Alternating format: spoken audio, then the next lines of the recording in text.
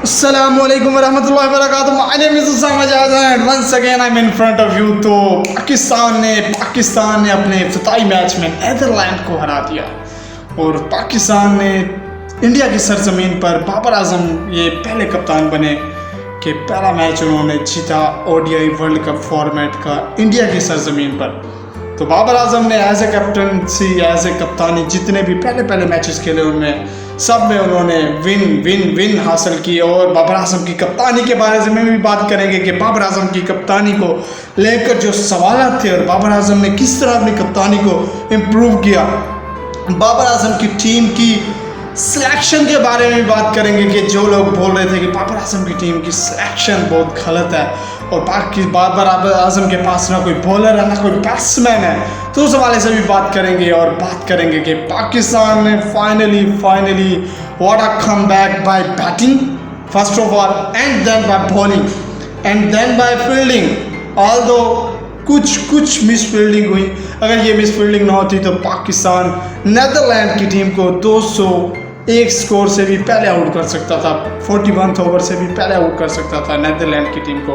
लेकिन with the passage of time हर चीज़ में इम्प्रूवमेंट भी आती होती है, गलतियाँ रहती हैं। तो सबसे पहले बात करते हैं कि पाकिस्तान की टीम ने पहले खेलते हुए 286 रन बनाए, 286 रन बनाए और ऑल टीम आउट हो गई 40 आखिरी ओवर में।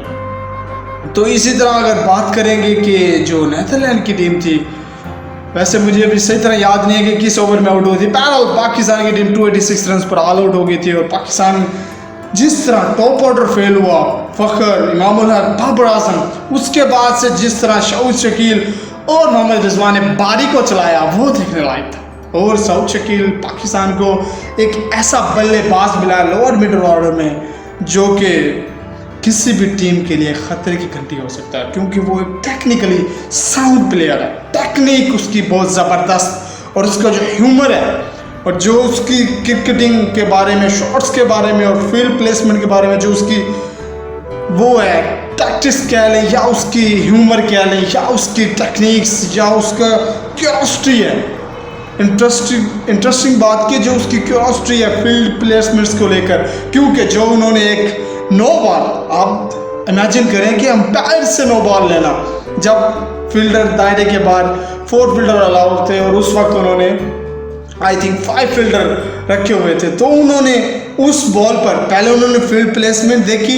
जब उन्होंने देखा कि ये तो नो बॉल है, मतलब फील्डर दायरे से 30 या सर्कल दायरे से बाहर ज़्यादा हैं, जो अलाउेबल होते हैं उससे ज़्यादा हैं, तो उन्होंने उस बॉल पर बाउंड्री ली और उसके बाद जाके अंपायर को कहा कि ये तो नो बॉल है, क्योंकि वो प्लेयर बाहर ज़्यादा खड़े हुए हैं। तो उस पर फिर दोबारा उन्होंने नो बॉल ली और उस नो बॉल पर भी छक्का लगाया। तो जिस तरह का उन्होंने इंटेंट शो कराया और जिस तरह से उन्होंने अपनी बैटिंग में इम्प्रूवमेंट लाई, वो पाकिस्तान के लिए बहुत अच्छा साबित हो सकता है। और वो फ्लूक नहीं खेलते, ऐसे बेतुकी शॉट्स नहीं खेलते, अगर उनकी जो दिमाग है, जहन है, उसको दाद देनी पड़ेगी। क्योंकि जब उन्होंने देखा कि मिड ऑफ और मिड ऑन के फील्डर्स अप हैं, यानी कि लॉन्ग ऑन पर फील्डर्स नहीं हैं, तो उन्होंने बाहर निकलकर अपिश खेला, उनके मिड ऑन से अपिश खेला ताकि वो उनको क्रॉस करके जाए और बाहर बाउंड्री तक ही जाए। क्योंकि जब उनको क्रॉस करके उनके सर के ऊपर से जाएगी मिड ऑफ और मिड ऑन के, तो पीछे लॉन्ग ऑफ पर आपके डेफिनेटली फील्डर्स नहीं है। जब वो फील्डर नहीं है तो आप चौका।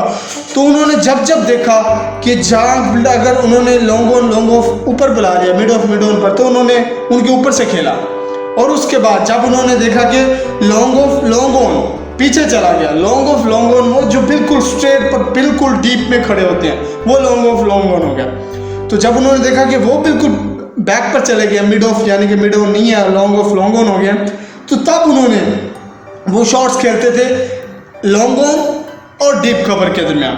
लॉन्ग ऑन डीप कवर में काफ़ी गैप होता है, तो वो निकल कर उड़ा देते थे गेंद को। उन्होंने बहुत कमाल की गैप शॉट्स खेली और उन्होंने यूटिलाइज किया जिस तरह की उनसे डिमांड है। और उनका स्ट्राइक रेट, नो डाउट उनके स्ट्राइक रेट्स के हवाले से बात करें, उन्होंने स्कोर बनाए 68 रन्स और 52 बॉल्स पर उन्होंने स्कोर बनाया with the strike rate of 130.76 और जिसमें 1 छक्का और 9 चौके शामिल थे सऊद शकील की बारी में। तो साउथ शकील ने जिस तरह का इंटेंस शो करवाया, तो ये पाकिस्तान के लिए एक एसेट साबित हो सकते हैं, एक एसेट असासा साबित हो सकते हैं। जिस तरह की वो उनके पास बैटिंग टेक्निक है, जिस तरह की उनके पास शॉट्स हैं, और जिस तरह वो अपने जहन को यूज़ करते हैं। ये नहीं है कि वापस दे देना, जहाँ गेंद आई उसको उड़ा देना, नहीं। उन्होंने मिड ऑफ, जब उन्होंने देखा कि मिड ऑफ उसके ऊपर से, जब उन्होंने देखा लॉन्ग ऑन बैक पे चला गया, तो उन्होंने फिर डीप कवर और लॉन्ग ऑन के मिड पॉइंट को, मिड उसके जो मिडल एरिया को उन्होंने यूटिलाइज किया और वहां से उन्होंने चौके निकाले। और जिस तरह की उन्होंने बारी खेली, hats off to Saud Shakeel. और लड़के का, लौंडे का एटीट्यूड देखने वाला, जब वो प्रेस कॉन्फ्रेंस कर रहे थे, यही चीज़, जब एक प्लेयर मेहनत करके आता है और जब वो मेहनत करके टीम में, पाकिस्तान की प्लेइंग 11 में या किसी भी कंट्री के लिए प्लेइंग 11 में जगह बनाना, ये एक अपने आप में एक एहसास की बात है। और जिस तरह उन्होंने मेहनत की, हार्डवर्क किया, तो इनका उनको सिला भी मिला। और उस तरह उन्होंने अपनी वाइट बॉल क्रिकेट से उन्होंने जो प्रेस कॉन्फ्रेंस की, उन्होंने कहा मैंने एहसास कर लिया था कि मुझे किस तरह, मुझे इसी नंबर पर ही खेलना है, 4-5 नंबर पर ही खेलना है। तो उसी तरह हवाले से मैंने हार्ड वर्क किया, सख्त मेहनत की, और उसी पोजीशन को मद्देनज़र रखते हुए मैंने उस तरह अपनी बारी को बिल्डअप किया, अपनी गेम को बिल्डअप किया, अपनी स्किल को बेहतर किया, इम्प्रूव किया। तो साउथ शकील की बात तो होगी काफ़ी। साउथ शकील पाकिस्तान के लिए एसेट साबित होंगे, और देखेंगे कि टेस्ट में तो उन्होंने अपने इनिशियल मैचेस में जिस तरह की कारकर्दगी दिखाई, वो तो no doubt again extraordinary, fabulous, tremendous है, क्योंकि उन्होंने सर ड्रोम ब्रैडमैन का भी रिकॉर्ड तोड़ दिया। लगातार 7 मैचेस में उन्होंने 50+ एक इनिंग्स में कम से कम 50+ स्कोर किया, और ये उनका अपना टेस्ट हिस्ट्री का सबसे एक यूनिक रिकॉर्ड है, जिसको आज तक कोई नहीं तोड़ पाया। अगर रिजवान की बात करें तो रिजवान भी डे बाय डे इम्प्रूव होते जा रहे हैं, और उन्होंने 75 गेंदों पर 68 रन की बारी खेली, और वेल बिल्डअप बारी। पाकिस्तान जहाँ 3 अर्ली विकेट्स डाउन हो गए, और उसके बाद जिस तरह साउथ शकील और रिजवान ने बारी को बिल्डअप किया और जिस तरह का इंटेंट शो कराया, इसी तरह का इंटेंट हम अगले आने वाले मैचेस में भी देखना चाहेंगे। जब इनकी विकेट्स आउट हुई, तो उसके बाद फिर नवाज और शादाब खान ने भी आए और चौके छक्के लगाना शुरू कर दिए। चौके छक्के लगा, उन्होंने रन अप बॉल भी खेला, और उन्होंने बारी को बिल्डअप किया, नवाज और शादाब ने। अब ये देखिए, जब उनकी बारी, जब विद द बैट उनकी परफॉर्मेंस आई, तो उनकी बॉलिंग में भी निखार आया। यही चीज़ है कि क्रिकेटिंग में आपको कॉन्फिडेंस चाहिए। जब एक दफ़ा आपके पास कॉन्फिडेंस आ जाता है, तो फिर आपकी जो फॉर्म होती है, आप जिस कैलिबर के प्लेयर होते हैं, वो कैलिबर, आप उस कैलिबर पर बॉलिंग करना स्टार्ट कर देते हैं। जब उस कैलिबर पर बॉलिंग करना स्टार्ट करते हैं, तो फिर आपको कोई भी दुनिया की ताकत नहीं रोक पाती है। और पाकिस्तान ने बिल्कुल ऐन वक्त पर पाकिस्तान ने मूवमेंट पकड़ लिया। पाकिस्तान का मिडिल ओवर्स हमारे लिए मसला बने हुए थे, सर दर्द बने हुए थे कि हम मिडिल ओवर्स में विकेट्स नहीं ले रहे, लेकिन पाकिस्तान ने मिडिल ओवर्स में भी कमाल की बॉलिंग की और कमाल की विकेट चटकाई नीदरलैंड्स की। आल्दो नीदरलैंड्स ने बहुत कमाल की बारी खेली with the bat and with the bowling से, लेकिन पाकिस्तान ने जो छोटी छोटी पार्टनरशिप बिल्डअप की, पहले 120 रन की पार्टनरशिप जो रिजवान और साउथ शकील के दरमियान लगी, फिर उसके बाद शादाब और नवाज के दरमियान 64 रन की पार्टनरशिप लगी, ये पाकिस्तान को 286 रन पर इन्होंने पहुंचा दिया। अब बात करेंगे कि बाबर आजम की कप्तानी के बारे में। बाबर आजम ने जिस तरह की कप्तानी का इंटेंट शो कराया, जिस तरह की उन्होंने फील्ड प्लेसमेंट्स की, और जिस तरह से उन्होंने बॉलर में चेंजिंग करते रहे। पहले उन्होंने इफ्तिखार चाचू जी को बॉल दिया, और चाचू जी ने बहुत बढ़िया बॉलिंग की और विकेट भी, आई थिंक सो, ली इफ्तिखार अहमद साहब ने। जी हाँ, बिल्कुल ली थी उन्होंने एक विकेट, अगर मैं देख पाऊँ, क्योंकि मेरी याददाश्त थोड़ी सी कमज़ोर, तो मुझे दोबारा देखना पड़ता है। तो इफ्तिखार अहमद ने, जी हाँ, 3 ओवर में 16 स्कोर देकर एक विकेट ली थी, क्योंकि वो आए थे, उन्होंने नवाज और शादाब से पहले बॉल डाला था। और बाबर आजम ने यहाँ कप्तानी, अग्रेसिव कप्तानी की, जिनसे हम उनकी डिमांड कर रहे थे कि बाबर आजम अग्रेसिव कप्तानी करें, अग्रेसिव अप्रोच दिखाएं, और उन्होंने इस पहले ही वर्ल्ड कप में अग्रेसिव अप्रोच दिखाई। उनका debut as a captain, debut ODI world cup, और कमाल की कप्तानी की। जो उनकी सवालिया निशान थे वो टिक हुए हैं, वो कुछ हद तक टिक हुए हैं।